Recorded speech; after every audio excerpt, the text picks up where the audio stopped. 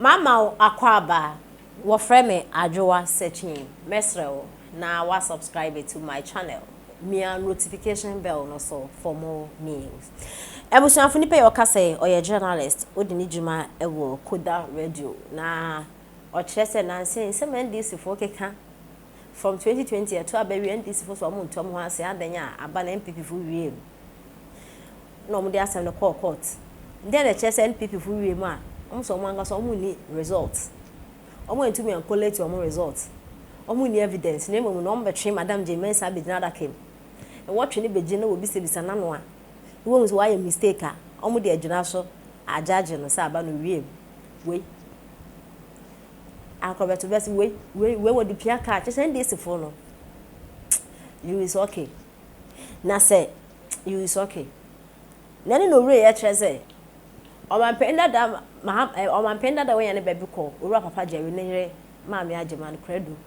ana ne kunye NDC ona no kofa NDC party by odi ni moja egu party ne so ai ne party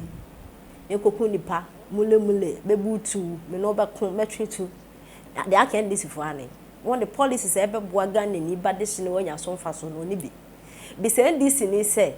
oma one policy pe aba since 19 kojo ho I will be Ghana so just one policy pa aboa Ghana ni bia no wanya mfaso eso mfaso because gold timber diamond ene ho keka ho na yakopon de share yensa no de edu asase ni mu ma yensa memba mo mfa no ese Ghana ni bebia nya so mfaso na Ghana ni uya Ghana ni bisa ho se NDC fu bebu amembu from kojo ho 1990 ahye NDC for the accommodation party be Ghana amu bi so mo say policy ben e na gold na timber na diamond no omo aton e na wanya so mfa so omo ma just one unye bi na no TikTok obi na live so NDC ni bi say policy kire say ugire nsu achi na watimi atwes na kwa kogire nsu na ja na watu aso akọ ya okọ no e na your policy oje ho an you don't think fire, you don't think madness ya pese o man na ekọ nanim ekoto Germany for Canada for US for no NDC for the kenke sugar ebro tomatoes akọ agbogbo shi o se hie na na me koton toast bako 5 cedis emeko kokọ ya motimo ensa 5 cedis wo mo peso aso aya mo nkwa akra mo fuka nkwa akra mo kodi mu ndwa mo ndja bako botare bebo amo e na se bia aduano na do anya fama na do onua moko onua ntos ntize mo ha ne sen ntos ne moko na de edua Ghana ha ya ntize mo ka sen ntos ne bo ayi na do free parliament house me dua moko na ntos na je ne mamo na mundi so journalist bi ejina GH1 send wo koto kenke kra wajo moko no waseto we wodibu amembu e wa bra amafo the technology digitalization build your mind the education build your mind say na be your mind be your future no and this food the kenke na sugar bro rade yakopon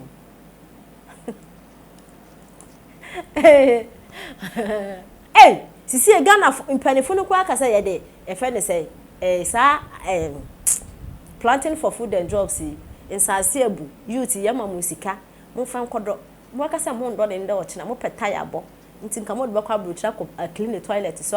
akoye nku adwuma mo obi na brochire Ghana hakra mo ndua enya da mo bedua because mo Ghana youth ne empeku a nti kaka na ye na ye dua di ni so ne de beku ye ho nti na ado ye den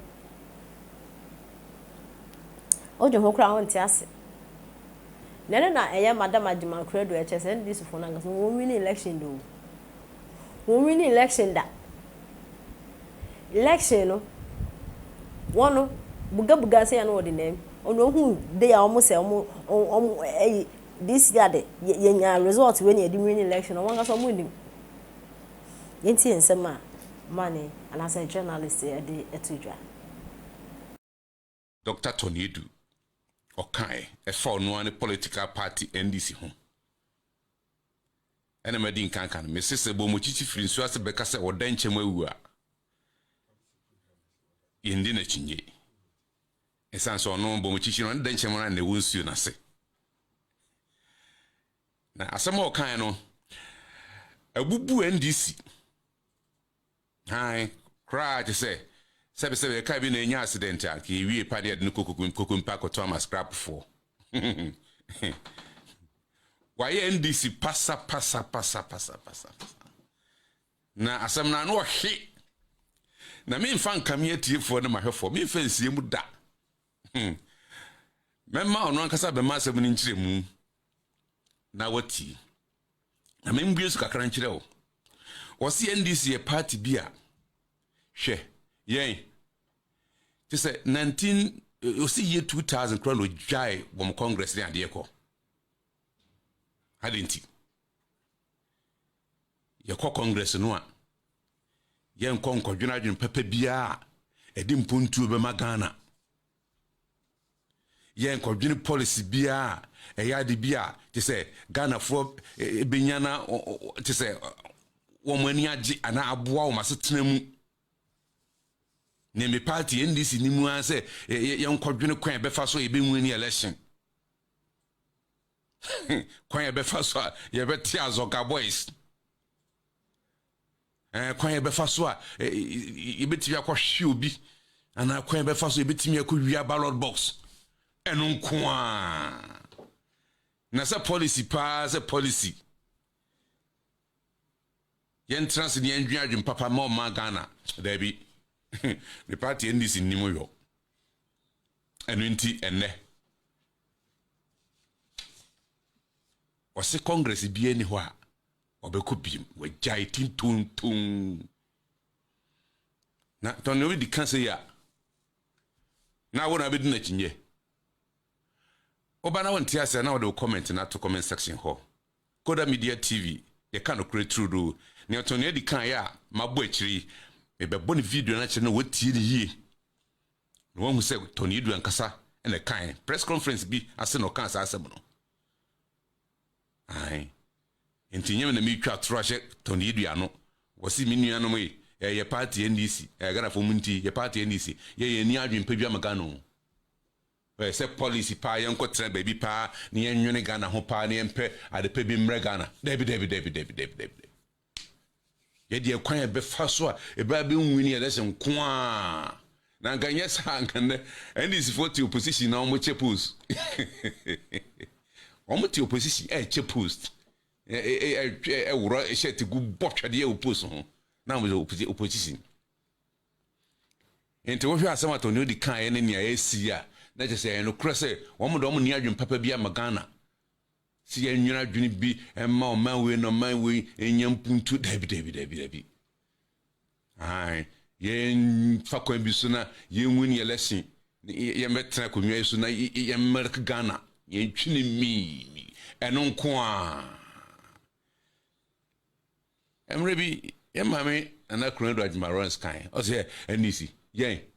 nwuni general election bi ada o ye election bi be nwuni bi ya nkakawa wo ho ana konadu na kai was NDC we never won general election before hey ma eno kre ana to ne didi asoso no se yem kopra de pe bi mre Ghana ha wo mu ni sa nyansa no debi into a na just say a hard dream will be our director of research and monitoring from 1992 to 2000 no kasa asemu ya ubidi na kinye sai ubidi papa ya kinye producer ye wura Tony du kasa na okan no mesrawa and what do social democrats do? They consider policies and programs that inure to the benefit of the wider and larger majority of the population rather than contribute to what is happening, elections being a ritual for the circulation of elites. I stopped attending NDC congresses as far back as 2000 because our congresses never extended to the discussion of policies and programs. It was only for elections. Elections of party officials and flag bearer who and Razramatas ends and we go. We never had time to discuss policies and programs.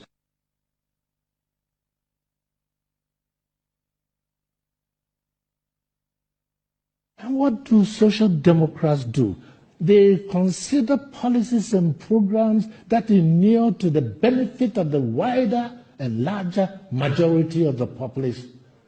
rather than contribute to what is happening, elections being